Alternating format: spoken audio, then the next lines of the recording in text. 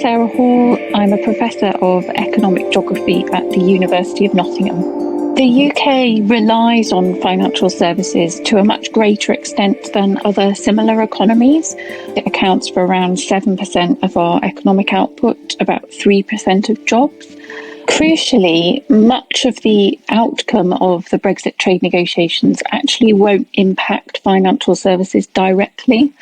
Trade negotiations typically don't do very much for services, and that's certainly true of these trade talks.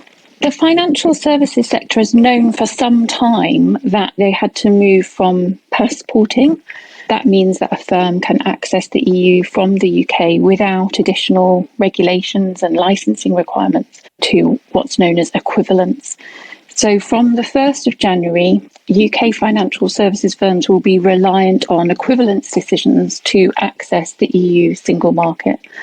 And these decisions are made when the EU determines that UK regulation is equivalent to EU regulation. Under a deal scenario, I think there are more areas where we might see equivalence decisions being made, particularly around share trading, for example. A no-deal outcome would be important because it would set a political tone for the two parties, which may make working collaboratively in the future more difficult.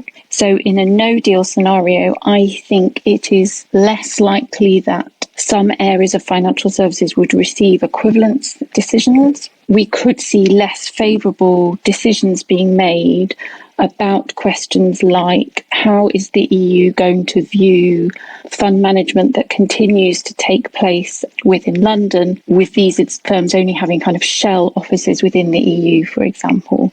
Under the EU equivalence regime, it can withdraw equivalence within 30 days. And that gives really significant uncertainty to UK firms if their sort of level of market access to the EU can be withdrawn in that short period of time.